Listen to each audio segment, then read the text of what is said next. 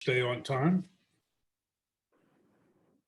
This webinar is being recorded. Okay, continue. I call a meeting to order, Conservation Commission Inland Wetland Agency, Tuesday, June 8th, 2021, 6:00 p.m. via teleconference. Shall we call the roll, Alexis? Yes. Ed Halowinko. Here.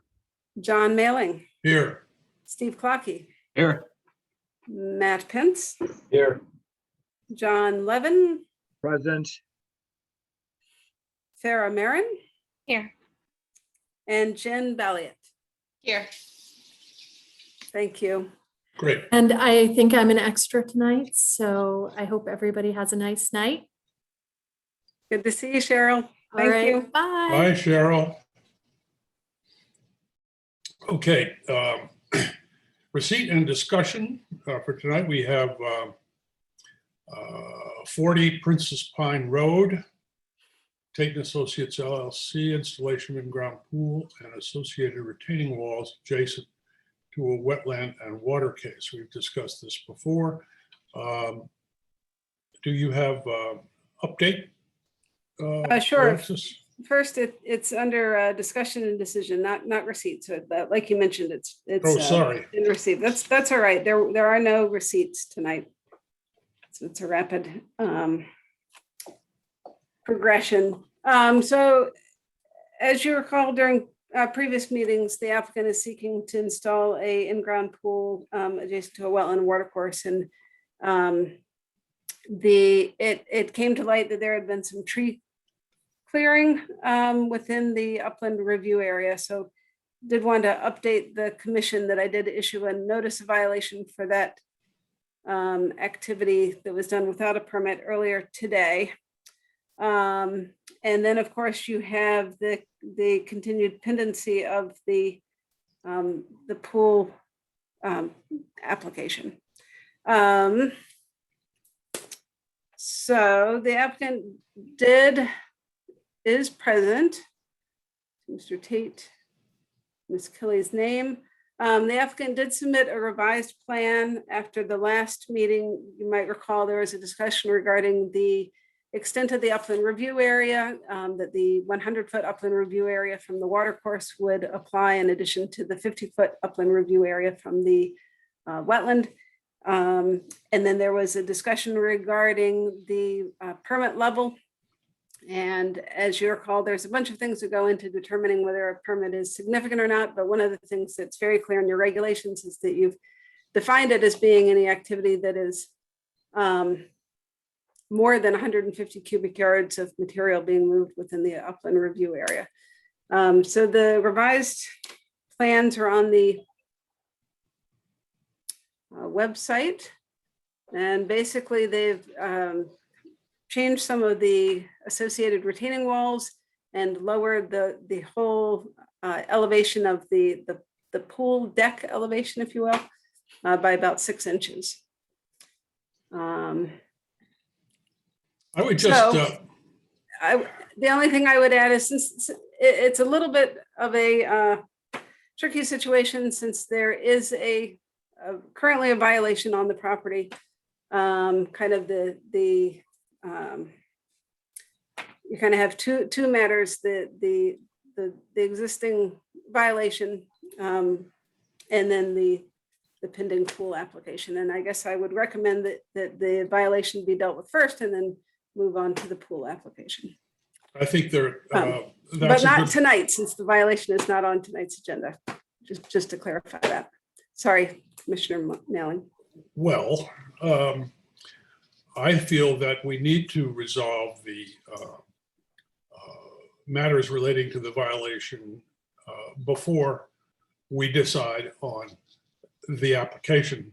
There are several things that are up in the air still. We have not seen definitive reports relating to or from the health department in regard to the septic system. The amount of fill that's moving around here, 6 inches one way or the other, it's difficult for me to calculate that in such a way as to be able to say definitively that the amount of fill involved does not require a full bore. Jim, don't you have those numbers for him and Yeah, calculations? I guess I need to clarify. You need to clarify some Yeah, of this stuff. I appreciate the efforts to clarify. I would like to just finish my remarks and Of then course. I will happily hand off to you folks. Certainly. The way it's, I mean, we have heard a lot and we've seen a lot over the last several weeks. And it is the commission's responsibility, and I'm merely one commissioner among several, to determine what's the best way forward. I was initially put off by the fact that the very large trees were cut down on the basis that they were threatening the house because they were in the URA and they ought to have been approached by means of a permit before they were cut down for that reason. Didn't happen.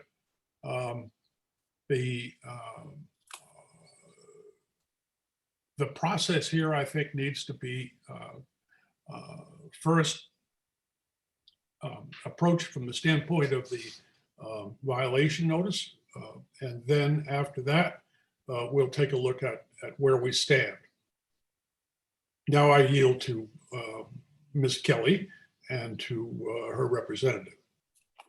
Thank you, sir. Well, first of all, let's clarify this a little bit. Understand that the existing condition of this backyard was lawn, a lawn slope. It was within 3 feet of the flagged wetlands, this lawn slope. So trees were removed and they were removed for both insurance reasons, and they were removed for the fact that these were very tall. I submitted photos. I think anybody would agree. I'm told they're, by the tree person, they were up to 130 feet tall. So they removed exactly 12, not 16. These trees were large spruce and pine trees. Now they had not a lot of lower branch, they're very high branched. So one of the comments was about the effect on the wetlands nearby of these tree removals that allowed more sunlight in. Well, it's just not accurate. That's just not true. So the reality is that these trees had very little impact. The removal of these trees had very little impact, or would have very little impact in regards to the proposed site plan. Now, excuse me, Alexa, Yeah. let me just finish because I need to clarify a couple things. You asked Sure. about the cubic yardage, about the grading or disposition of fill and cut and fill. Now, we've gone through this a couple of times. I explained how we calculated the pool excavation. It's on a slope. It's about half that volume. And I have recalculated by moving one of the retaining walls closer to allow for the existing slope, which was lawn, to remain the way it is and not revert back where we would have planted it with wetland vegetation, but that's okay. We'll leave it alone. And the reality is that we reduced the amount of cubic yardage or grading from 150 to 138. And that was accomplished by dropping the grade and allowing one area of the site, which we had disturbed before, to remain undisturbed. And it's on the site plan. It's been submitted. We also submitted a wetland enhancement planting plan.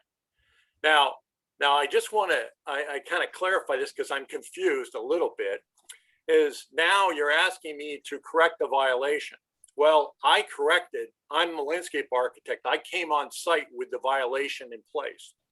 I corrected with the in-ground pool site plan. I have made corrections to this particular site to make it more attractive and enhanced to the wetlands. I have already done that. I have given the site plan additional study with the retaining walls and the containment of the pool area very close to the house and the addition of the wetland plantings.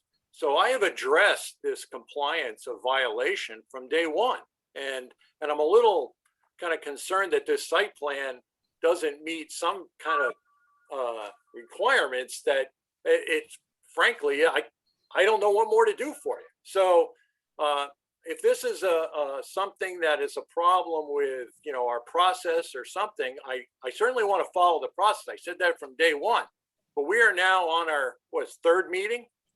And now we want to look at what kind of violation, what do you want me to show on the site plan? What do you want me to do that I haven't already shown?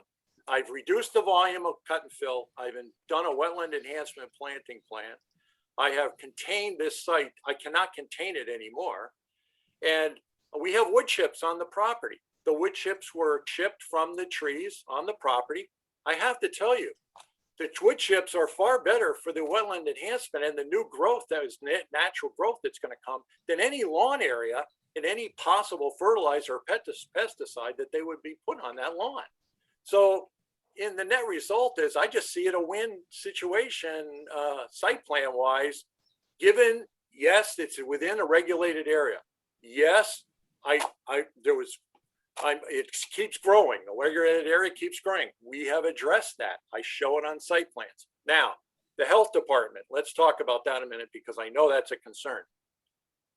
We have a side property line. We need to do a B100A, which is what everybody probably knows what that is. But bottom line is we have to show a 100% possible reserve system on the property. We have space for that. I have been in touch with Clarence at the health department, but I have to prove it to you, which I will do. We have the, oh, I'm sorry, I couldn't have done it for this meeting. We'll have to do it for next. I'm at the liberty of the septic contractor who said that he would do it for us. And you know, I'm I think Pellegrino, I think is doing it, but Palladino, I believe, is doing it. So we're going to handle the health department concerns, and that'll be a condition of approval. As I mentioned in my letter back to Alexis, it should be a condition of approval. And here we are. So I guess I'm at a loss as to what I'm dealing with, the conditions that we have. They're real. Yes, trees were taken down. I can't help that. It's done before I got there. Wasn't on my advice, but we're dealing with it. So we prepared a site plan that addresses that. I don't know what, I'm frustrated, as you can tell. Alexis? Sure. So I'll start with the violation. I guess I would recommend that the violation is not on tonight's agenda. And it sounds like the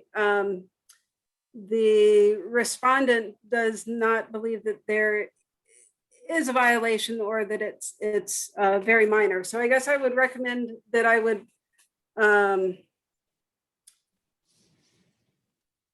go forward and just issue an order so that the respondent has the opportunity to respond with the show cause hearing before your next meeting to discuss the merits of the order. And that way the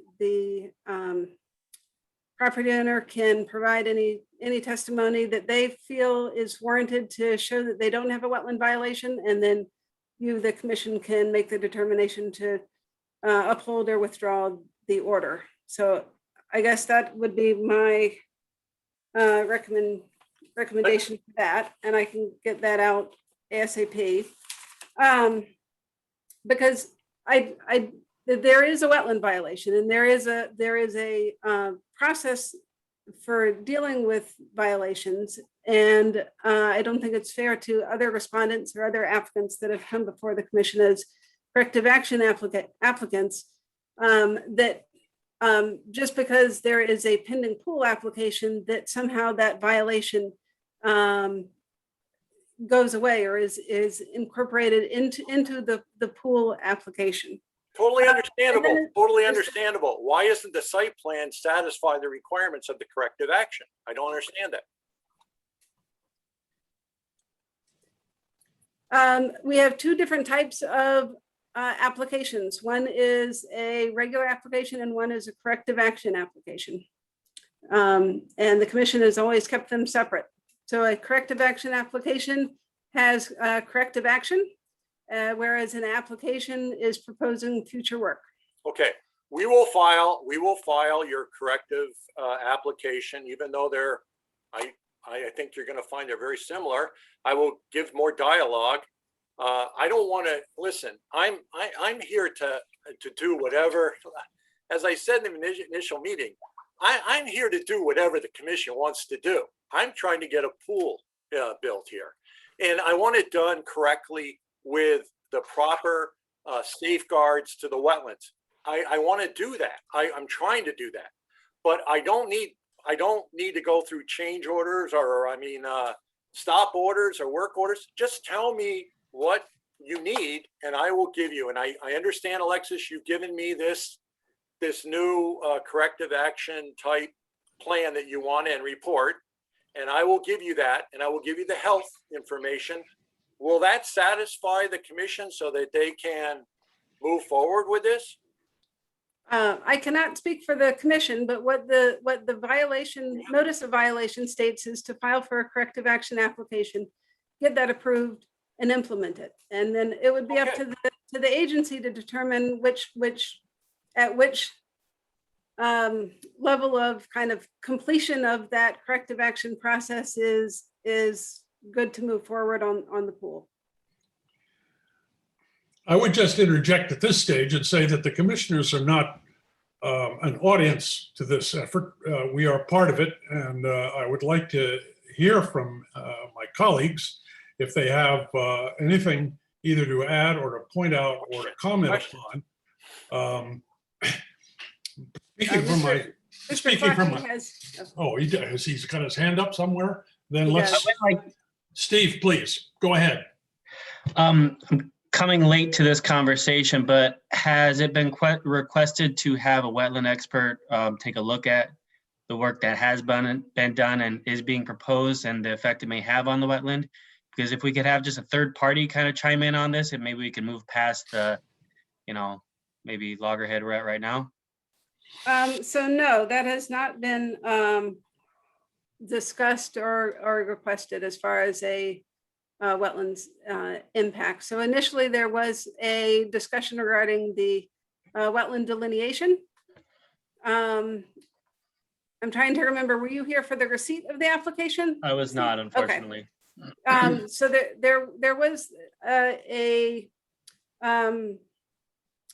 whole thing with the soil scientist went out to the site after my observation that the wetland line seemed to be off. That has been rectified, but that was purely a wetland delineation exercise. Yeah, I'm seeing those marks on the updated site plan. Right, Flags 7 and 8. correct. Okay. Yeah, So but otherwise, no one's been engaged to say, how much effect that, removing these 130-foot tall trees may have had anywhere. Is the homeowner amenable to getting that third-party input to help us move forward? So are you talking about what are you talking about? Are you talking about the violation or the application? right, so first of all, the violation of the application. And so for the violation, you don't have that option. For the application, yeah, I think that there's two different issues. So for the application, they are proposing a pool in an area that has been cleared, was lawn and cleared. And so you, in your fee schedule, you have kind of the outside expert fee clause that says that if there's an application that has kind of a technical complexity, that the commission can retain a peer review for a certain element of the application. And I know that you've done that for other applications. You can't really do that. Wow. For the for the violation. Yeah. So you can, I guess, since your question had to do specifically with the trees, I would wait to see what the so for the violation right now, the respondent does not have, I mean, they may have a plan, but they haven't submitted a formal corrective action application. And so I guess I would recommend that you look at that application when it comes in, and then you can discuss and determine whether it adequately, what were the impacts of the tree removal, and does the corrective Brad. action adequately mitigate that. But I don't think for the pool that makes sense. Right. Commissioner Levin, do you have your hand up? No? You're muted though. Yeah, kind of. I mean, John? Yeah. yeah. I'm not sure that I have a question as much as just a concern. Mr. Tate, I understand you're trying to represent your client in this case. I'm relatively new to this commission, and this is a new one. We have actually never seen a application bundled with a violation before, or at least I have not. I have not. Okay, Yeah. but it creates layers of complexity because, as you know, this commission is tasked with effectively finding a way to protect wetlands from destruction through development. Of course, Okay? I of mean, course, that's the purpose. of course. And, so the violation appears to be in the process of being issued now. So it's really impossible to say that, the site plan for the pool and the development was effectively a cure for that violation, because in fact, the violation is something that Alexis was discovered in the course of, reviewing the site and discovering that there's been significant trees removed and other disturbance associated with the wetland. So, this has created layers of complexity that are new to me. Right, right. And, I think it's now a challenge for all of us to find the most effective way to address that. We could do lots of woulda, shoulda, couldas, but that's past. The large trees have been removed, and Right. typically in the case of a violation, the commission would look for the homeowner to present a remediation plan that Right. allows for the restoration. And so I guess that's where we are. I don't think Can we put a pin in the pool application until the violation is resolved? Yes, Well, that's what we should Alexis do. would like to do. And that's what we should do, because it isolates and details those things Yeah. which are relevant to the violation and allows the commission to deal with those in order, and then move beyond that. And Okay. the violation has no effect on the application once it's been resolved. Right, So, okay, all right, so yeah. we went, I just want the commission to understand the existing condition of this backyard. So it sounds like there's been this great encroachment occurring with this tree removal into the wetland area. It is into the regulated area on this property. Now, this is the hand we're dealt. The 100-foot watercourse setback comes to the back door of this property, back door of this house. The about half the backyard, then 50 feet of it, is the wetland setback or regulated area in the wetland, and it's clearly marked on that site plan. So there's no escaping that this whole backyard, existing backyard, is in a regulated area. No argument. Okay, but that whole area, within the 50 feet and the 100 feet, or not the 100 feet, but the 50 feet back to the flagged wetlands, was within 10 feet here or there, I'm going to tell you, was a manicured lawn area. Lawn. Okay. Now, on the perimeter, there were large white pine and spruce trees. Those were removed. So when you go out and look at this site now, you'll see a lot of wood chips on this slope or this area that was lawn before, not underneath it. And there was no encroachment in any flagged wetland. Be very clear about that. None.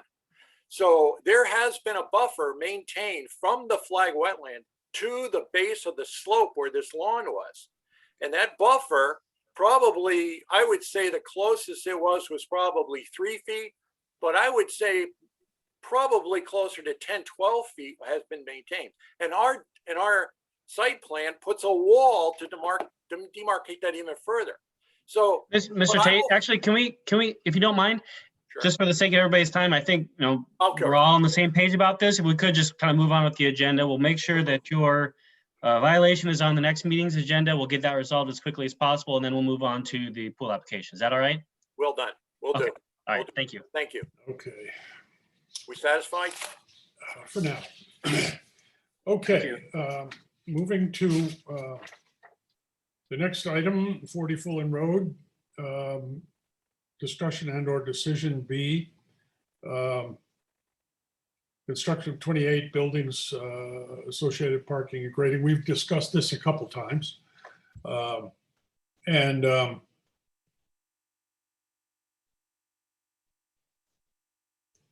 Alexis, can you just give us a summary as to where we stand with the Fulham Sure. Road? So at the last meeting, you determined that the review of the application would benefit from a second opinion, specifically a professional wetland scientist to look at the wetland impacts and also the proposed mitigation. And I have almost retained a second opinion. I had asked for quotes from, I think, 6 different wetland scientists, and asked that the quotes be in by 4 p.m. today. And so I will continue to work tomorrow to hopefully solidify a contract to have a professional wetland scientist on board who would go out and quickly assess, report, and then plan to attend the public hearing whenever that public hearing is scheduled. When I had sent out the email for the quotes, I had let them know that it was for a pending application and that we were looking for thoroughness but haste, so that they are aware of kind of the timeline. So I will. That's really all that I have. I hope to have a contract. So there's at least some Tomorrow. possibility that we'll have some feedback from that by our next meeting.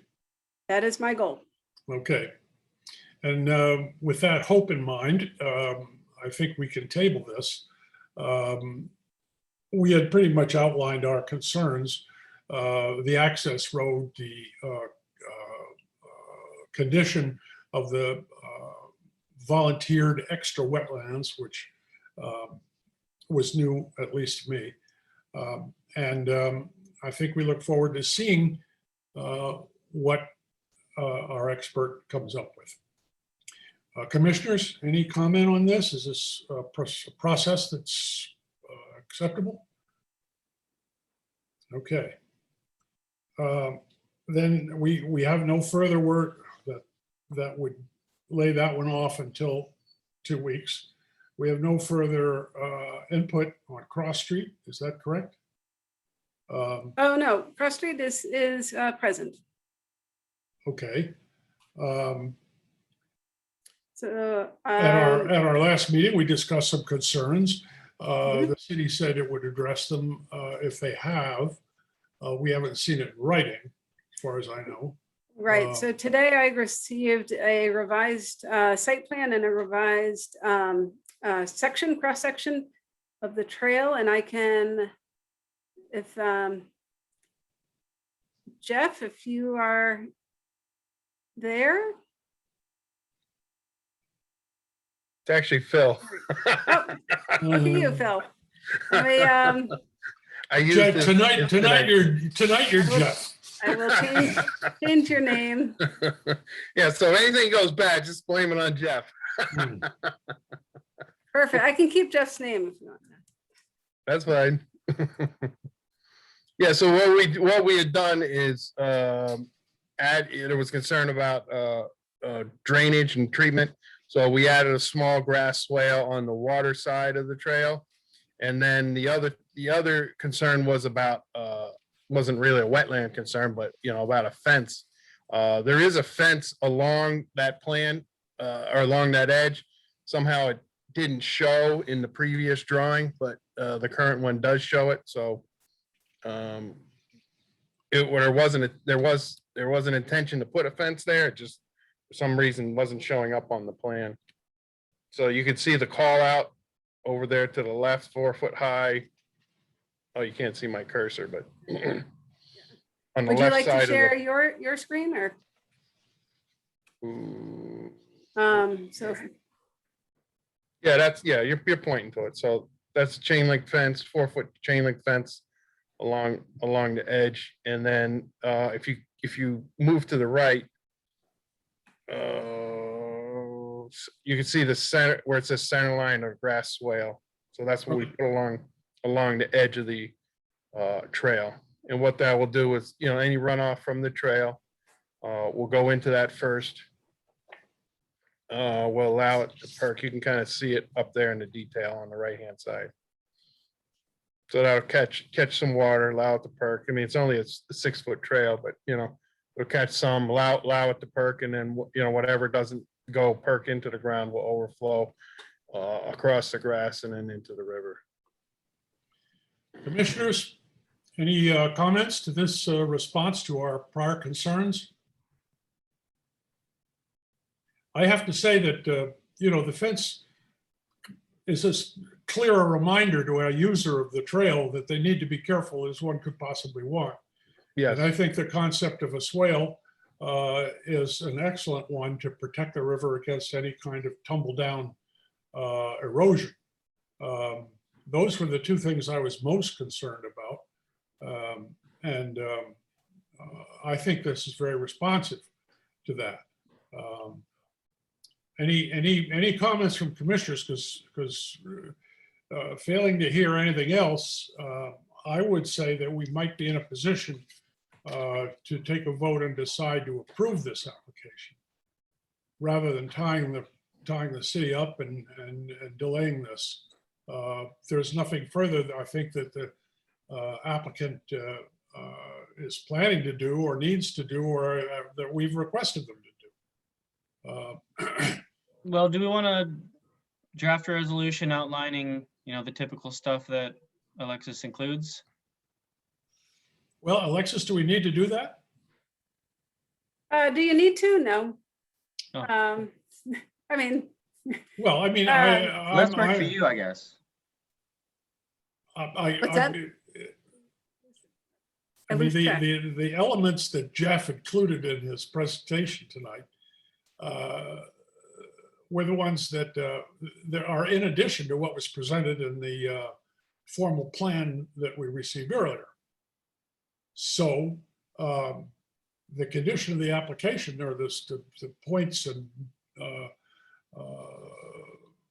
contents of the application are what we've requested. And I'm thinking that we could just simply approve the application as it is without adding any conditions. I mean, it'd be a possibility because none of us has zeroed in on a condition which we feel needs to be added to an approval of this application, which allows us an admittedly rare opportunity to make a decision without going through staff generating a resolution and us voting on it. Right. So some of the things that your resolution typically says is it has those whereases and it states that you have considered all the considerations for decision, which clearly you have.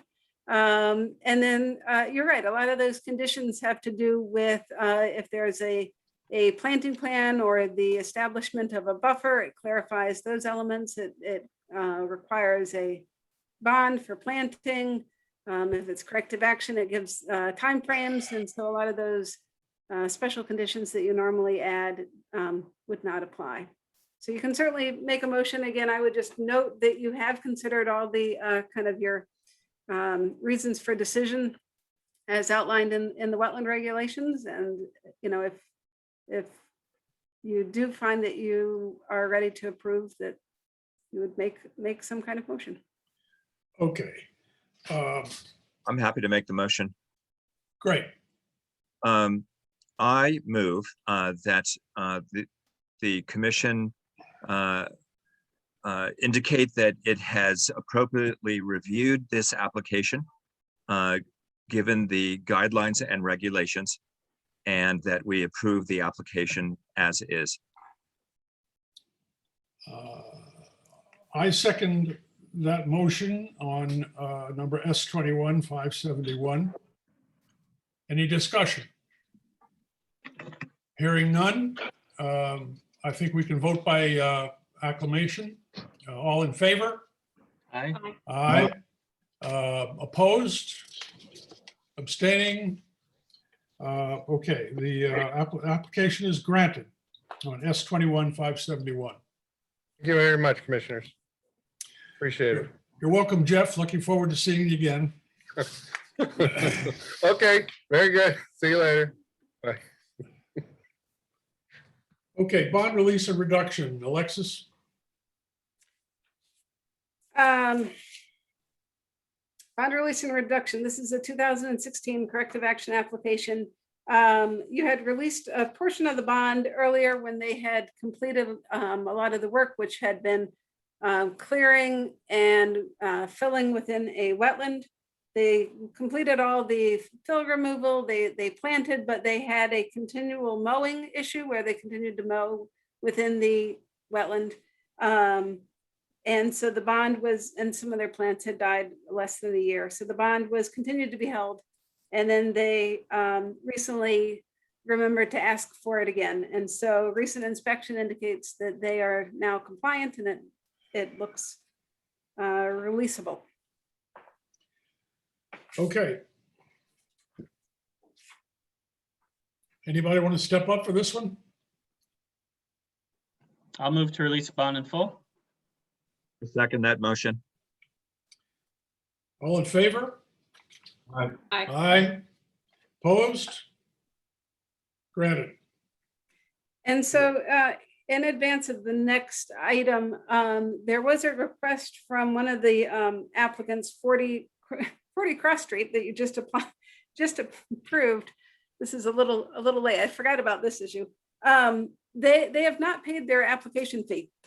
I just remembered that. And they're asking for a fee waiver. And I just received it today, so let me just read it out loud. I can't wait. Hold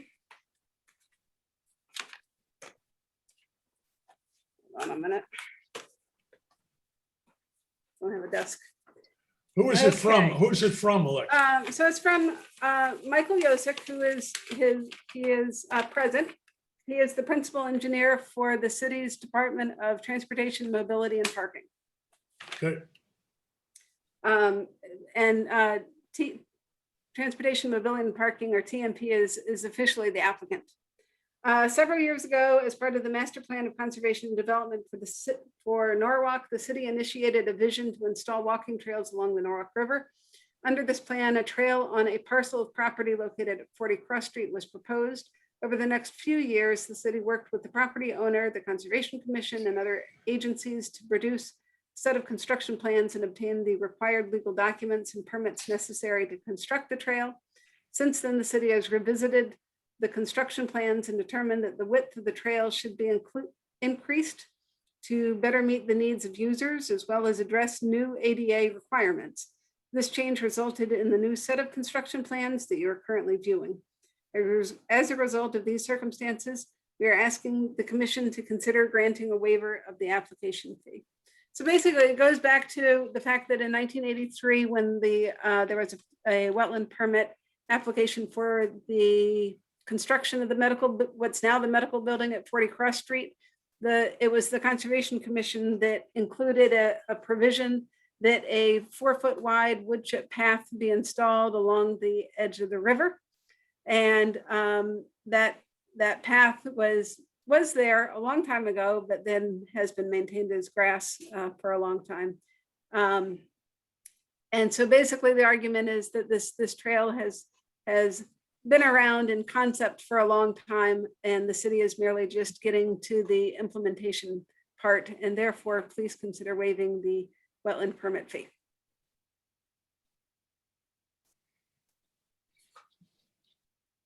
Well, that's very interesting, although I don't think it addresses the reason for the fee and the fact that it's a regulation that we collect this fee. What's the fee and what's the cost to us? So the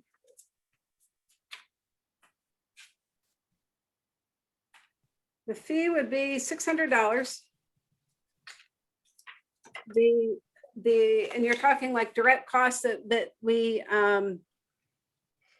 that comes out of our expenditures other than salaries would be $150, which is, again, the $60 goes to the state of Connecticut, and then $90 goes to the hour for posting a legal notice of your recent decision. Is there some reason why this sounds familiar to me, Alexis? I think we went through this, and the commission decided that we were going to charge everybody the same fees, regardless of whether they were town entities or not, city entities. And that's where we are, as far as I know. I mean, I don't see how we turn around 2 weeks later and do it all over again. Or Right, are I we think just you're responding referring to the letter? Right. I think Public Works had asked for a fee waiver a couple weeks ago for a permit modification of their own, is what you're referring to. So what I'm thinking of is not Cross Street. It's another. No, that was not Cross Street. That was the Public Works Department, which is now a different department from TMP. It was a bridge or something, wasn't it? Had asked, I think. right, for, oh, okay, there was a couple of them. So one was a Public Works had asked for a waiver of the filing fee for a proposed bridge repair over at Bonnybrook Road. And then more recently, Public Works had asked for a permit modification to add some additional work to their watercourse maintenance activities that are spread out kind of across the city, but they wanted to add some additional excavation and replacement of a driveway culvert. Was there a fee for that? Yes, that was a $300 fee. So I have a question. This fee waiver request is not on the agenda for tonight. Oh, yes, It is, I'm sorry. It is. No, it is. No, on it the is, it agenda. is not actually. And so, sorry, I got carried away. My apologies. Thank you, Mr. Levin. So I completely got carried away. You're right. So technically to consider it, you would need to make someone would need to make a motion to amend the agenda to add the item to the agenda. And to add an item to the agenda, you would need 2/3 positive vote to amend the agenda. Or we can just put it off until next meeting. Sure. I move to put it off to the next meeting where it can be added to the formal agenda and we can discuss it I don't then think if necessary. I don't think you need to make a motion, John. I think. Oh, darn. Okay. We'll just agree to do it. All right. Okay, and then we can move on to Kristen Lane, can we not, Alexis? No, you're done with Kristen Lane, so you're on to the open space fund request from the land trust. Oh, okay. And is there anything going on with that I need to recuse myself from, or are we just? I believe so. So Sealy, Hubbard, Mitch Kennedy, and Peggy Fulton are all present. Okay, then you So can I dial think me that out. you will be recusing yourself. Yes. And Steve? Yeah, I can you- take over. Yeah, thank you. Though admittedly, I'm a little out of the loop on this one too. I believe there were some questions that were asked and answers that were provided. Correct. And you should have received in like a previous packet, the land trust provided additional information. Most recently, there were answered questions. And then prior to that, 2 weeks ago, was a revised more thorough request letter, I guess is what I'd call it. And that's then it- not on the website, is it? No, Dig that up. I will, I can forward it to you. Oh, no, I'm sure I have it. Thanks, though. Image. So, right, so this is still a pending request. As I noted, I had forwarded Mr. Hubbard's recent email to all of you that had answered some questions from one of the commissioners. And at previous meetings, you had received some additional information, both verbal information and written information from the land trust. And they've pretty much explained their situation at White Island. And so really the questions before you are, and again, I'd frame it as two questions. One is this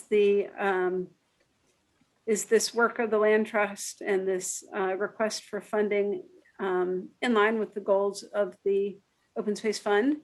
And then if it is, then the next question would be to how much would you grant? 200,000, whatever amount. I suspect that the land trust would love their full request, but I suspect that they would be happy with any amount if you had a reason to reduce it. So I have a question. I understand the work is complete, right? And I understand part of the reason for the work was there was some issues with the State Department of Environmental Protection. Is it all clean now? Are there any pending issues, or is it all restored? Has the state given their blessing?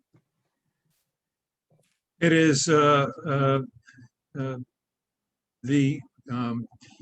the work is complete on the island itself.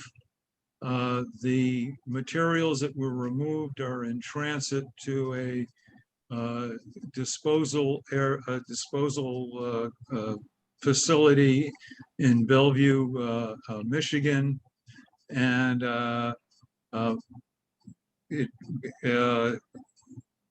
we still are waiting to receive the sign off from the transportation companies that and also from the manifest from the transportation people and the results of the disposal at the other end in Michigan.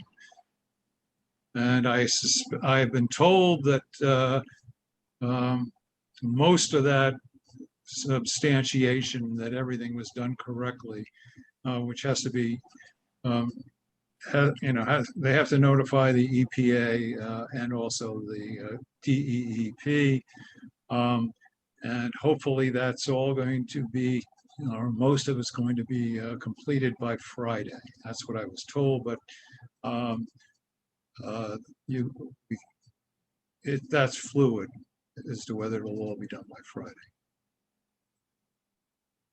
But the site itself, as the removal has been completed, it has been filled and covered with topsoil, and we're planning to put appropriate planting in there to make it permanent. Does the state come out and inspect, or do you just rely on the vendor to say, hey, you're in good shape? The state relies on the, from what I understand, the state is not coming down. They will rely on the reports that are submitted by our contractor who did the removal, by the manifests for the people who transported it, and by the disposal people, reports from their disposal people.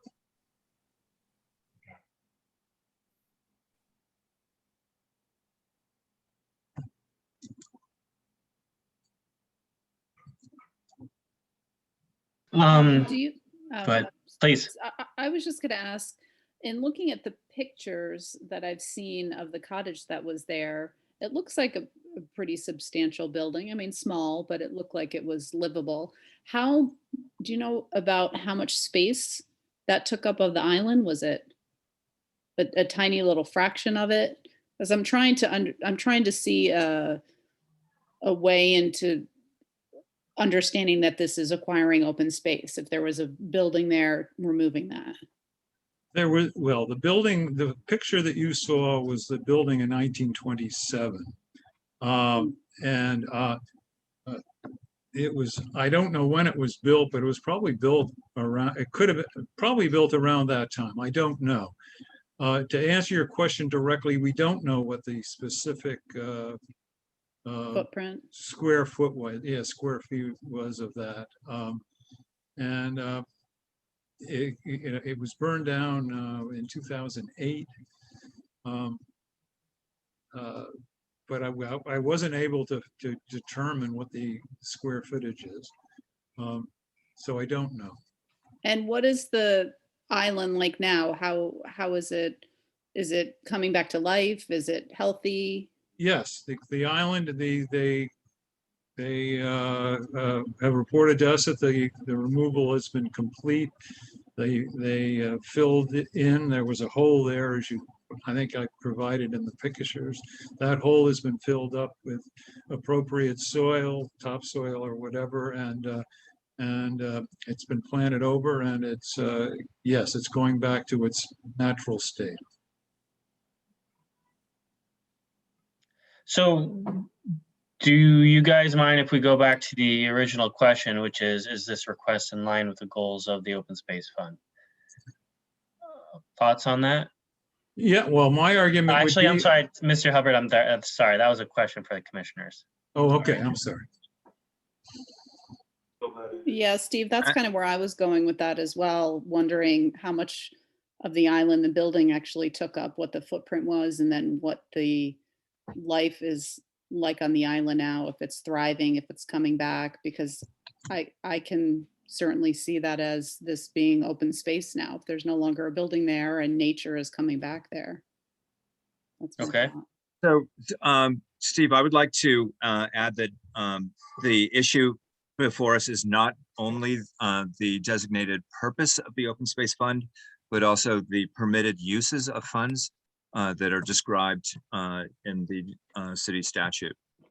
And that's permitted uses is identified in the material that Alexa sent us previously, and that's section 35-11. And there's A, B, C, and D are the identified permitted uses of the Open Space Fund. Right, and help me refresh my memory here. There's one of them in particular that maybe had some legs, and that one was the restoration of open space. Which one was that? To that effect? D, right? So yeah, I'll pull it up. I have it in front of me. 35-11 section D says permitted use includes payment of costs required to transform properties which are not considered open space to open space. Oh shoot, I'm missing a word or something. To some probably open space properties, including cost of any required environmental remediation. Okay. So I think maybe the root of what Jen was getting at was, let's say you have an island that's this big, that's open space, and then you have a house on it that's this big. And what is the overall impact on, creating or preserving open space that, fixing that little dot on a big circle is achieving? Is that kind of where you're going, Jennifer? Yeah, exactly. Okay, so do we have any idea what that proportion is? I mean, yeah. So Celie, if you have help us out with that. I mean, square footage, percentage-wise? I would argue that open space, Actually, if you don't mind, could you just answer the question directly? Like, how much space was affected by the remediation, and how much overall space is on the island? I don't know. I don't know the answer to that. I can tell you that the house was not on a major part of the island, but I can't tell you exactly, but. I mean, like literally half? Can you give me rough No, numbers? I would Quarter? say it's probably, yeah, I'd say probably 10%? about 20%, let's say. 20% of the island. 20%. Okay, and did the contaminated area impact the accessibility of the rest of the site? Well, the rest of the site, it's an island. And Right. It would not have, yeah, I mean, it would impact only the area where that particular cottage was. Okay. Okay. The cottage was on the southern side tip of that island. Got it. Okay. Thanks. But I was trying to get some, reference points there. Anybody else have things I they mean, want to chime in on? Commissioners? Any commissioners you want to chime in on more stuff? There was a building there, regardless of the size. It's hard to argue that it was open space while there was a building there. So this project does transform it to open space from my perspective. Okay. Share my thoughts. There's other buildings on other open space properties that are held by and various entities, including the Norwalk Land Trust. And it's, including the property in Rowayton. And again, it's hard to argue that this is not, that those properties are not open space. Okay. So you were saying then that by remediating the house of the area, or the area that the house is on, does it or does it not meet the definition of the intent of clause B? Well, okay. So, I mean, my reading of the statute was that the purpose of the open space fund was to acquire additional land that could be added to the open space, to the amount of open space that is available in the city. And Hood Island was donated to the land trust in the 1970s, I think 78 or 79. And, I don't think that there ever was great concern that it wasn't sufficient, that the space wasn't open space because there was the house on it. I mean, it was part of their property and, the house was kept there. So, it's hard for me to see how the presence or absence of the house increases the amount of open space that's been preserved in the city of Norwalk. So I see that as the intent. The purpose of the funds is to acquire land to preserve as open space, and which I think is a wonderful and laudable purpose. And I think that's exactly how we should be seeking to spend those funds. And as far as I can tell, this request does not involve the acquisition of any lands. What it does is help to pay for the remediation, environmental remediation of land that effectively already was preserved. Right. Okay. That's my read. Also, it could have been used as open space with or without the house, or with or without the contaminated area. Exactly. Okay, I get what you're saying. So, in addition, I think there's some questions that come up with them about the actual money. I don't know if that's worth discussing if at this point, but in any case, it as far as I can tell, the amount of the request significantly exceeds the actual cash funding need.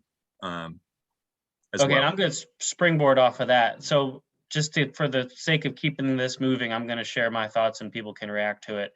So I think, like John said, it was open space before with a house on it. In theory, it's still open space without the house on it. And the costs maybe aren't justifiable of what has been remediated thus far, as indicated by other members of the public. It's also not a very accessible open space, and one might argue that we may want to focus the funds on spaces that more people can take advantage of. So I mean, if we were willing to part with any money out of the fund for this project, my vote would be that it'd be a relatively small amount, not anywhere near the whole kitty. But that's just where I am. Anybody else? Thoughts? Please feel free to disagree. Yeah, let me Yeah. chime in on that. I think helping with the remediation does make this open space rather than having something that was partial. So I think within the requirements, I think a request for money is certainly appropriate. Now, I don't know what that amount is, but I think it's something we should consider. And also accessibility to the public is maybe not within our area of concern. Because if you think about it, I mean, half of Alaska is open space, which most people will never, ever see. But here we have a little island here in Norwalk that will be available to kayakers and, you know, birders. So I think there is some justification in helping out here. Okay. And another piece, you know, you look at the definition of open space and you know, somewhere on it's like Connecticut.gov, open space is generally used to describe undeveloped land with some protection against development. You know, certainly where that house was, it was developed. And so this would be an initiative to transform it to undeveloped land, transform it to open space. Okay. This is Peggy Holton. I'd like to add a thought for your consideration. Peggy, can you give me one more minute? Did any other commissioners want to hop on that thread? Any other thoughts from commissioners? I have additional thoughts, and it relates to money. Okay. So the information that's been presented to the commission by the land trust indicates that they have authorized approximately $306,000 for development, for payment of the remediation costs. Of that 306,000, 128,000 has been invoiced and paid. That leaves 178,000 not yet invoiced and not yet paid. Against that, there's a commitment of a grant from the state in the amount of $100,000. So of that 178,000 not yet invoiced and not yet paid, it would appear that their need is only 78,000. Now, there was a question that was asked, was whether there were additional material costs associated with the remediation project. And the answers that were provided by the land trust simply said yes, without identifying what any of those costs actually are. So, you know, without having any additional information, based on the information that the land trust has presented so far, it would appear as if the funding need at present is 78,000. Furthermore, I would like to believe that there are additional sources that may be available that can help address the cost of this clearly necessary environmental remediation that would not take funds that would be available for future acquisition of additional open space land. Meaning, can you name what those are? Can we? No, I actually can. Well, oh sure, yes, I can. The city of Norwalk. Okay. That could make the city of Norwalk can make a budgetary a budget allocation, and I to the best of I don't know whether the Norwalk Land Trust has made an appropriations request from the city, but that would seem to be in order. I think. Yeah, I think that I don't know. I mean, generally you can. I think that the city would likely direct them to the open space fund. Yeah, Okay, in right. fact, they did. okay, all right. So where we're at right now is this group, the commissioners we're all on the same page that we're willing to give between $0 and $78,000, somewhere in that range. Is everybody on the same page with that? Clarification of the 128 that was spent. Did any of that include the grant money, the 100,000 you got in grant money? No, it did not. You And still as a have- matter of fact, to go to John's point, there was authorized the 203 and the 103,000. But on top of that, there are going to be additional costs because of an oil tank that was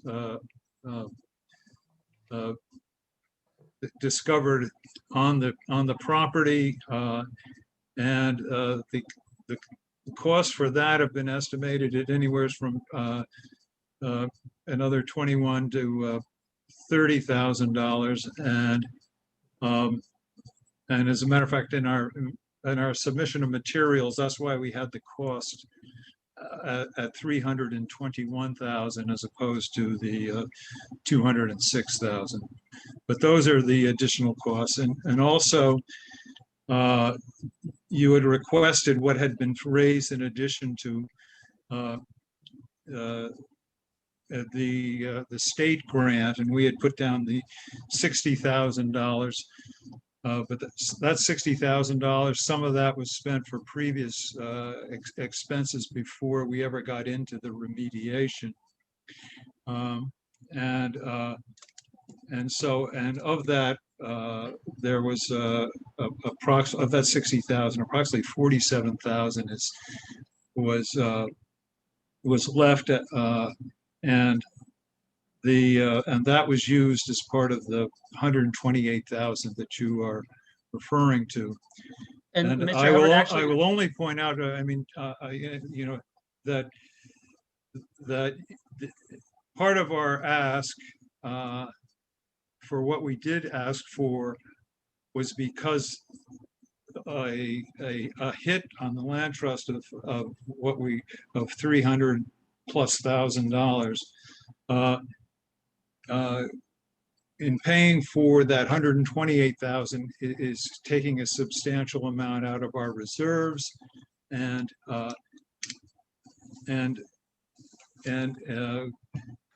we were hoping that that we wouldn't have to empty out the land trust in order to which would prohibit us from doing other things and put us mainly on the business of fundraising for this. That this is going to substantially impact what you do, will substantially impact what we can continue to do and have been doing. And I will say to you that yes, 200,000 we thought was would enable us to come out of this, being able to be in a financial situation to be able to continue to do what we do. But certainly we would be grateful for any amount that you want to give us, whether it's whether it's the 78,000 or whatever. But I have to tell you that this financial burden on the land trust is very, very significant and will impact what we can do in the future for a long time. okay, thank you. And Peggy, I put you on hold for way too long. Are you still willing to chime in on? I'd like to just highlight a word that I think we're not giving full value to in the regulations for the city of Norwalk and this fund, because it talks about preserving open space and protecting. And it also, I believe, goes on to say for infinity, forever. As a member of the Land Trust since 2003, we spend a lot of our effort, in many cases, protecting open space because trees fall, there's erosion, things happen. There are oil spills. And that protection business, when we know that we have deadly contaminants that are by virtue of our weather being eroded and polluting Long Island Sound. That's not acquiring open space, but that's protecting it. And it's protecting the quality of the Long Island Sound water. And that's important. Thanks, Peggy. Yeah, so I think where we're at is, I think everybody here is on the same page about the need and the want. I think we're all willing to contribute. I think I want to protect us to a certain degree from future problems. Someone coming around and saying, hey, wait a second, you've got A, B, C, and D in your open space document here for permitted use of funds. And, I think if we are willing to agree to interpret, letter D, payment of costs required to transform properties which are not considered open space to open space properties, including costs of any required environmental remediation. If we think we can stand on that and not have someone come after us later for misappropriating funds, then I think, yeah, let's I don't know, what do people feel about that? Are we willing to kind of go out on that limb? I'm wondering. I mean, yeah, You're sorry, right. go ahead, John. Of course, I'm wondering whether it would be appropriate to get a guidance from counsel, from legal counsel. Again, I'm asking out of ignorance. So, Alexis, you may know the answer to this question. Yeah, no. What counsel is there for is to provide legal opinions.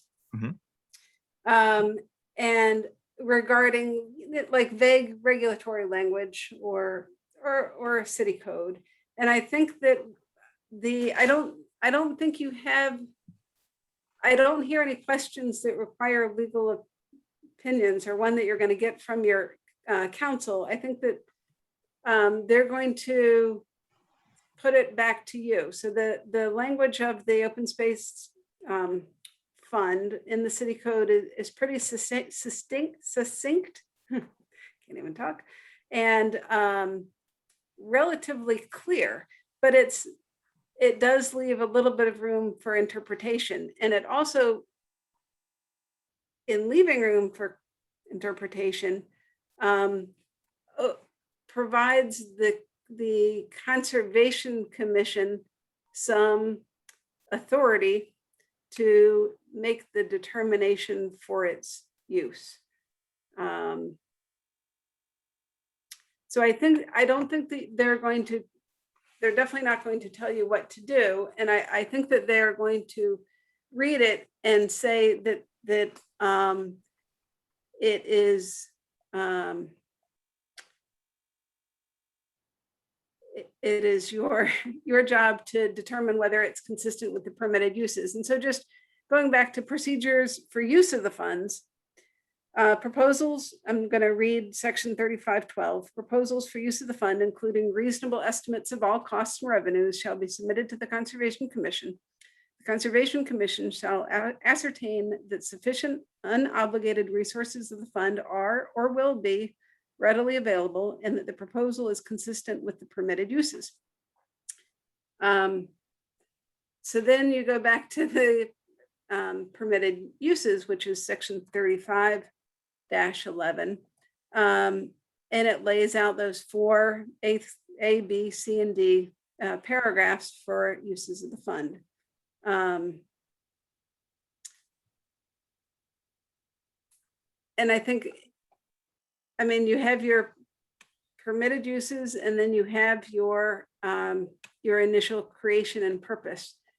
And usually the creation and purpose is written to provide you, the future conservation commissioners and other municipal, regulators or legislators, some guidance as far as what was the intent in the creation of the fund. So I do think that the creation and purpose is important, and you use what is written in that creation and purpose to then apply to look at, that's the framework for how you look at those four permitted uses of the fund. So I guess I don't, I don't see a legal opinion. I think we had talked about what, define preserve. What does preserve mean? What does protect mean? But those are all definitions that council would say, go back to Merriam-Webster and look in a dictionary and figure out how it applies. So I don't know if there's any kind of legal ambiguity. It's more of a, it's, each of you have an individual opinion as far as the consistency of the request with both the purpose and the permitted uses of the fund. And the Corporation Council is extremely busy. Right. So it would take forever to get an opinion from council. So it's my understanding that the purpose of the Open Space Fund was principally for the acquisition of land. And in 3511, A, B, and C specifically speak to acquisition. And it's only, I don't think D speaks to acquisition. Actually, 35-11A refers to the acquisition of real property. B, payment of acquisition related costs, blah, blah, blah. C, okay. So A, B, and C are about acquisition. Right. Now, D raises another one, which, may be a Merriam-Webster question, and that's costs required to transform property. So the question that we would seek to address is, will the environmental remediation transform this property from being not open space to open space? Because that's what's a permitted use. That's why I would ask council, whether an environmental remediation is satisfies that definition of transformation. Okay. So, there's actually another issue that I would like to open that I think might help us get to the end in a constructive manner. Alexis, several meetings ago, provided some really useful background information on the Open Space Fund, including a comprehensive flow of funds spreadsheet that shows where the money has come from to go into it and how the money has been spent over the years to go out of it. Substantially, almost all the money that's come into it has been related to capital allocations from the city of Norwalk to the Open Space Fund. And those have come in roughly $50,000 increments. And the last one that was provided to this Open Space Fund was in fiscal year 2018 to 2019. Am I getting that? And Alexis, please correct me if I'm making an error here. And that was a $50,000 grant from the city. And prior to that, in the prior fiscal year, there was 50,000. But anyway, bottom line is, as far as I can tell, there's been no allocation of capital funds from the city to the Open Space Fund since fiscal year 2018 to 2019. That's over 3 years ago. Well, the fiscal year 21-22, they approved $50,000, I believe. Okay. Okay. Well, that's but that is not until July 1st. Okay, would- that's good. That's good to know. That's overdue. I think they should be putting in more. And they should be doing 50,000 a year. And And also, just to clarify, that just shows what's in the open space fund. It doesn't capture all of the city funds that the city uses to purchase or acquire open space. And I'm trying to open that. Won't be so able is to there a open it. set, is there a And separate pool of money that the city has available to acquire Uh, open space? No, so just like the 50,000 that was earmarked for the open space fund comes from the capital budget, which is paid for by bonds. The city can do additional, oh my gosh, my financial brain is not working, but basically for a large appropriation, the Board of Estimate can spend more money if there is a special request or a special appropriation to bond additional funds. So for example, when the White Barn easement was procured, the city could have bonded for additional funds to pay for that. Similar to before there was the open space fund, the city bonded, received municipal bonds as capital funds to get the funds to acquire Fodor Farm, for example. So the amounts in the open space fund aren't the total amounts that the city spends on open space acquisition over the years. It's just the amount in the fund. Just wanted to clarify that because those are two very different numbers. Thanks, Alexis. Farah, you've had your hand up for a while. Yeah, so I just wanted to see how this works in terms of moving forward. It sounds like some commissioners have thought about how to give some of the money and not all of the money. So is that something we make a motion for? So would I, no? Oh, So really? it's pretty Okay. much majority rules, and you make a motion, and if there's a majority in favor of the motion, it moves forward. Great. I'm going to make a motion to allocate 78,000 from the open space fund to the Norwalk Land Trust. Is there a I'll second? second. I'll second. Okay, so we have a motion by Farah for 78,000. We have a second by Jen. Do we have discussion? Yeah, I have thoughts. I would like to see the city appropriate $78,000 in addition to the open space fund. That would leave the open space fund resources unchanged as a result. So obviously we can't tell the city what to do. So could we maybe, would Farah consider tweaking her motion to include that we'll give 78,000 contingent upon those funds being refilled within X amount of time? Yeah, I don't know if you can. Or can we make a contingent on getting X dollars from somebody else? Like when you donate to organizations, or like group funding, don't you like not paying until everybody reaches a certain number? Yeah, but I think going back to the, let me just share my screen. Because you're part of a larger process. So so no, I think that you either vote to give funds. I don't know if there can really be any strings kept attached, because what happens then is that your proposed appropriation of 78,000 would then go to the land use committee of the common council.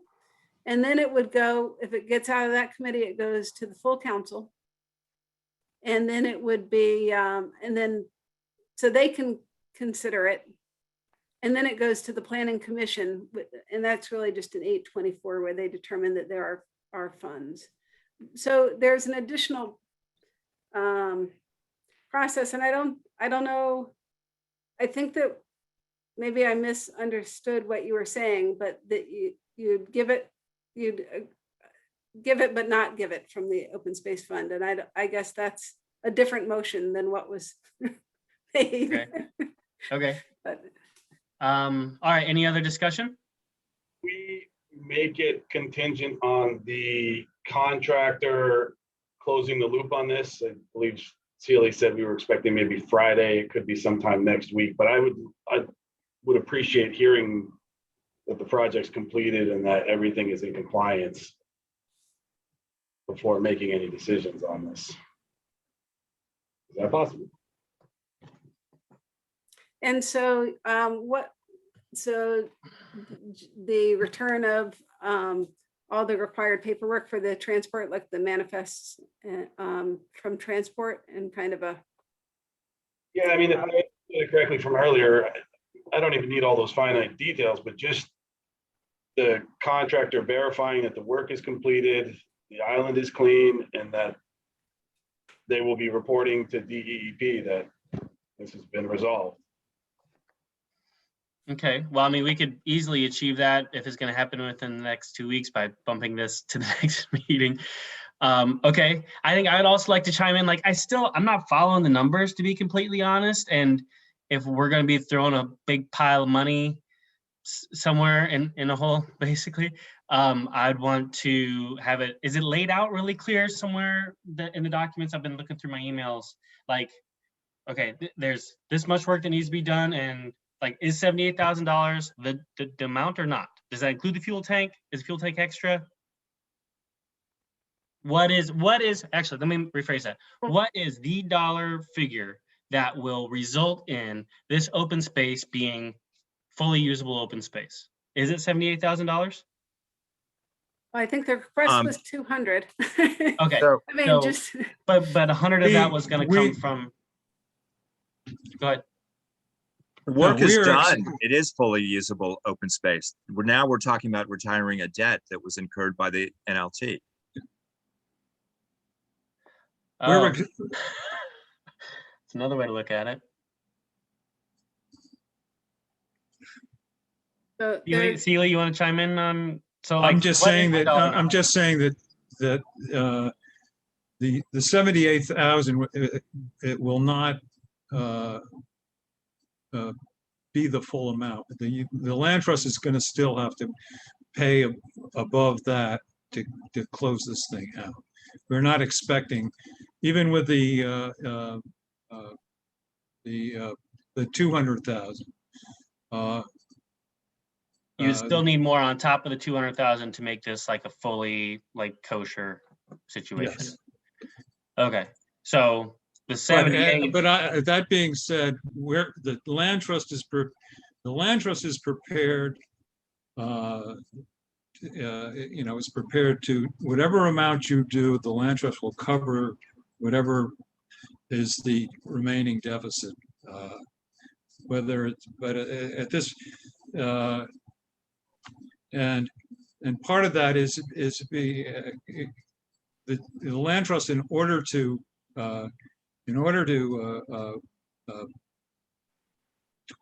pay the 128,000, had to go into their reserves to be able to do that.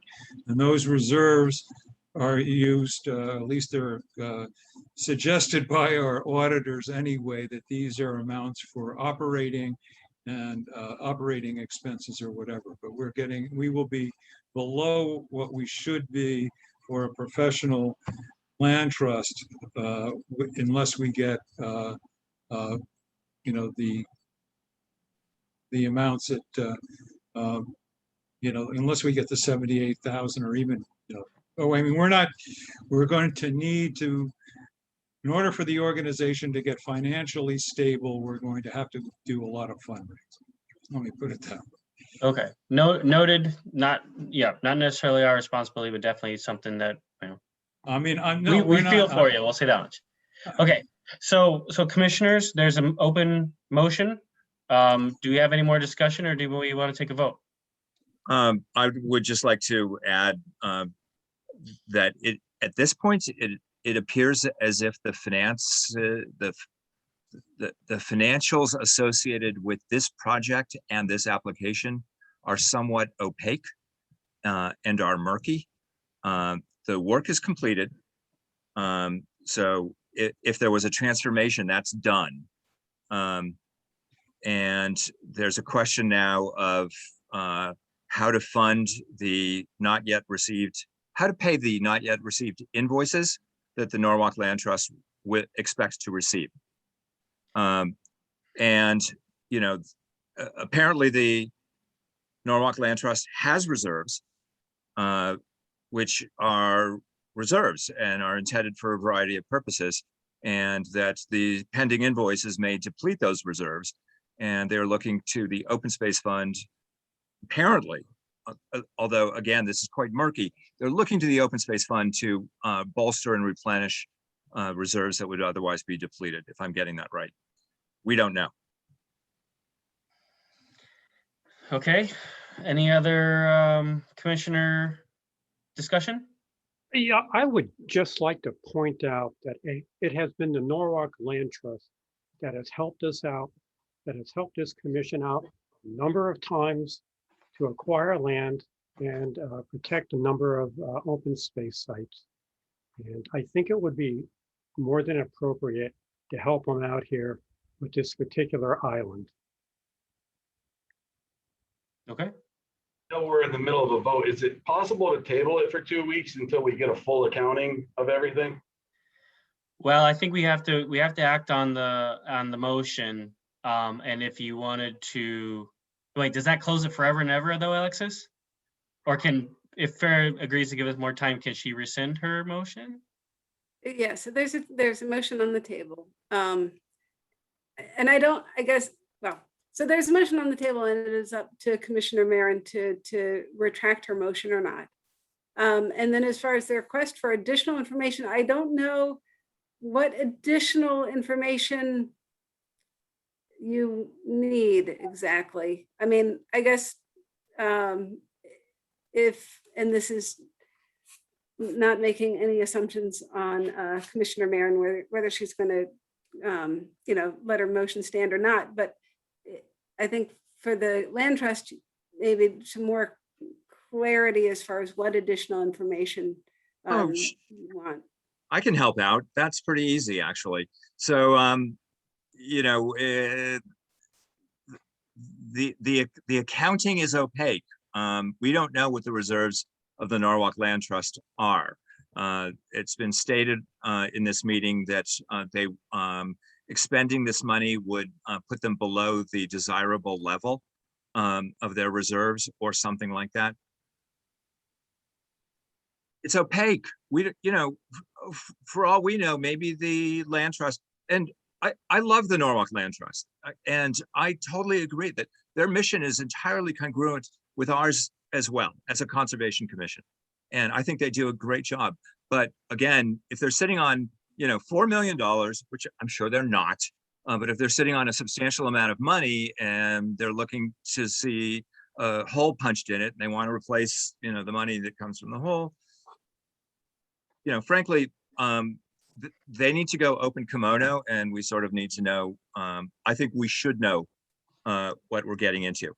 Also, what we are funding, the funding request is to pay money that they have allocated, that the Norwalk Land Trust has allocated, but that they have not necessarily been invoiced for, and possibly may not be invoiced for. I'd be curious to see what the actual invoices are. And furthermore, in this whole process, I'd really like to see the city step up. And I would love to see the Conservation Commission make a special appropriations request to the city of $100,000 that we could then use to pay for the bigger picture, the 78,000 current funding deficit for the environmental remediation, and also help address the oil tank problem and hopefully other outstanding problems. I'd like to make it a bigger number, but I'd like to get I know there's a motion on the table. I'm not trying to make it complicated, but I think we really need more visibility. We need to know what the invoices are going to be. And that they may not necessarily match what has been appropriated by the Norwalk Land Trust. And we need to know what their actual reserves are, and stuff. And just to clarify, you usually don't, like if it was a straight up acquisition, I don't know if you would require that much detail. I mean, maybe you would. Who am I to say what you would require? I mean, when you're doing an acquisition, this is different. This is retiring a debt, and it's not an acquisition. So they're different. Okay. Fair, were you moved one way or another, or should we do this vote?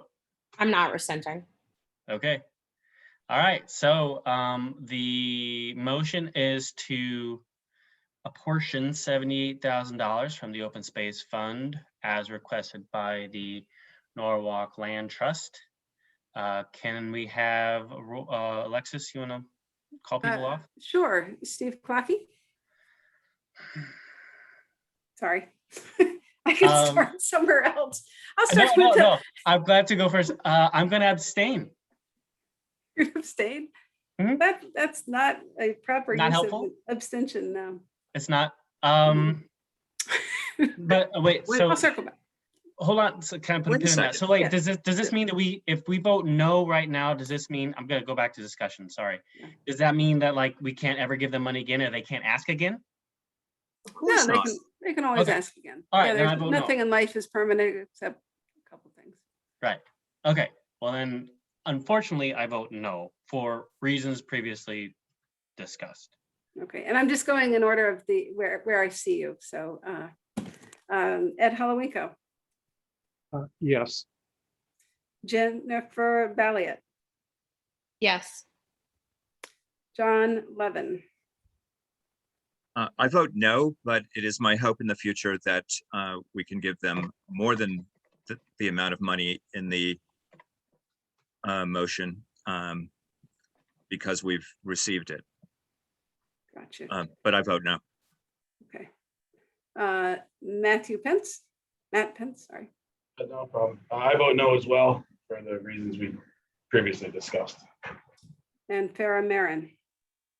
I vote yes. All right, looks like 3 yes and 3 no. Yeah. Okay, so the motion fails. Okay. Now what? Alexis, has the Conservation Commission in the past made budget requests or capital allocation requests to the city for the Open Space Fund?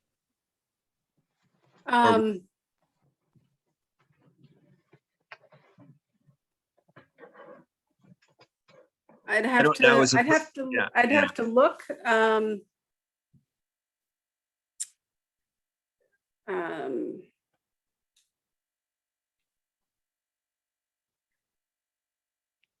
So special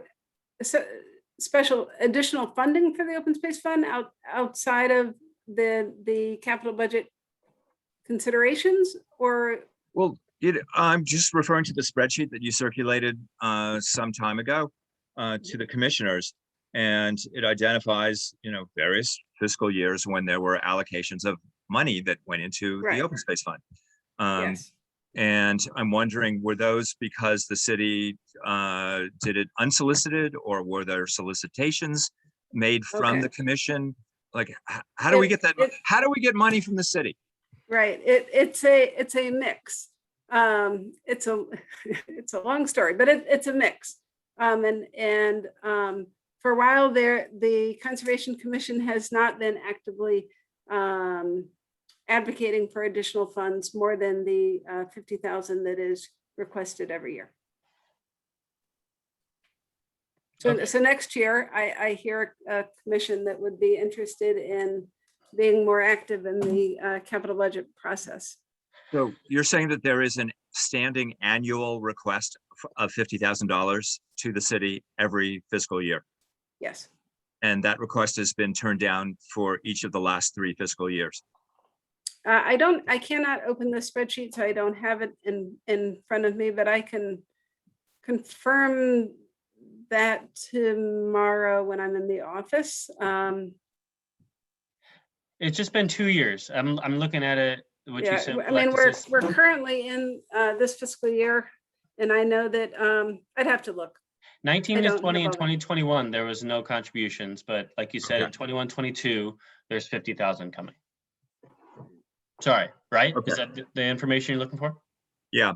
So there's been no allocation for the last 2 years. And So it's a PDF, not an Excel document, Alexis, in case Okay, you're looking okay. for it. I was like looking for a spreadsheet Okay. and it's like, it's in PDF form. It's called Open Space Fund Net Balance Right. Chart. Okay. So interesting. So it sounds like, there's been $50,000 times 2 years, $100,000 requested and not funded. And it would be nice to see the city catch up because I can think of a good use of that missing $100,000. Yep, so every year there's a large amount of capital requests, and it kind of goes up and down depending on the other funding requests, basically. So when you have a lot of It's a competition, I understand.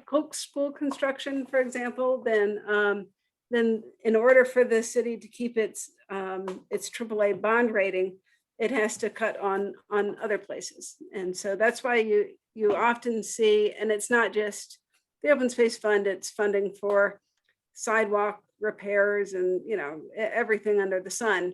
They fluctuates every year. Understood. That Police balance. cars and things like that. Yep, Yeah. all that. So, all right, so for the sake of everyone's time, I think I can maybe speak for most of us and say that I would like to see another application at some point after, maybe there's been more money. Basically, I hope we're not done with this. I hope the next time we see this, it is the degree more convincing that it needs to be in order for us to vote, 100% yes next time. Is that Norwalk Land Trust people? And I hope you don't feel like we're, hanging you out to dry. So are you saying that you would reconsider the request to fund the remediation at Hoyt Island with potentially some additional information? Well, I mean, I think there's been a request for a little bit of clarity. I don't think I need a whole lot more. I just, I don't know. I just feel like what am I trying to say?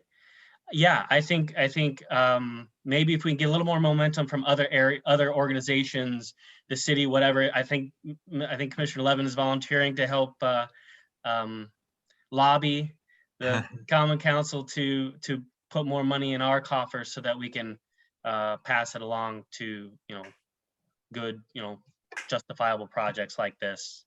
Basically, just help us help you is all I'm saying. Help us help you. I think that final invoice will help in knowing the work is complete and signed off on the contractor and the state's been informed. I think that would make me feel a lot better. And I don't know, the land trust, if they do have to come back to us, are there any fees? Are there any applications involved? Okay. Yeah, so maybe that's it. So so for tonight, I think we got to call it quits on this conversation.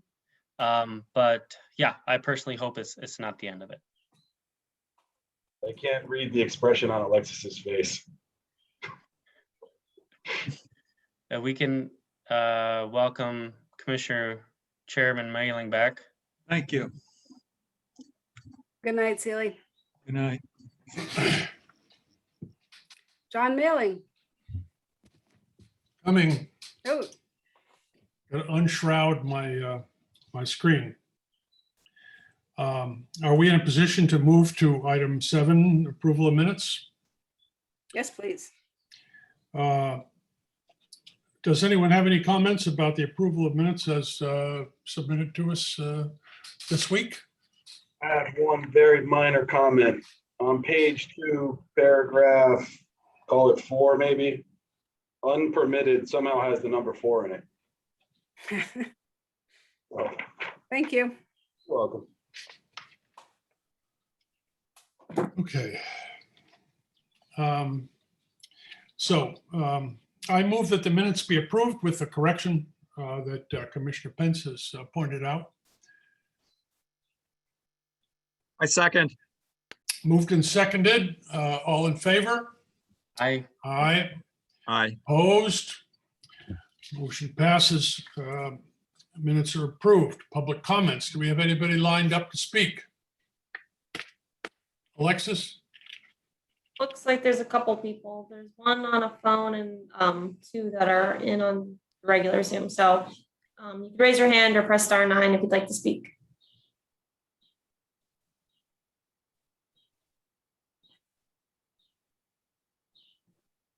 I don't know where to look for a raised hand. It's going to be on the participants, but I don't see anybody trying to speak. Okay. Opportunity haven't been provided and no takers. We'll move on to number 9, comments of staff. Alexis, if your voice hasn't failed you. I'm done. I always think of like things to go over at the beginning of the meeting, and by the end of the meeting, I really don't care. So no comments. Okay.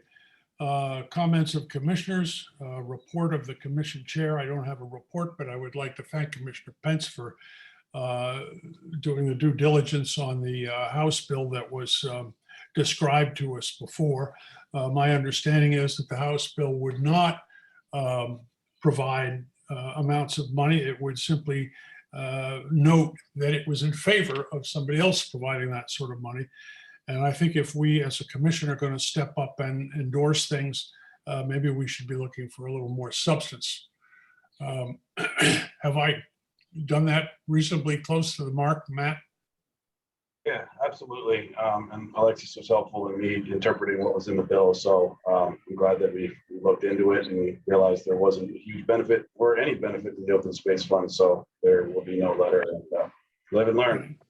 No, but I think there's something to be said for paying attention to this stuff and taking a second look in case there is something that comes up that might benefit either the conservation or the wetlands part of our business.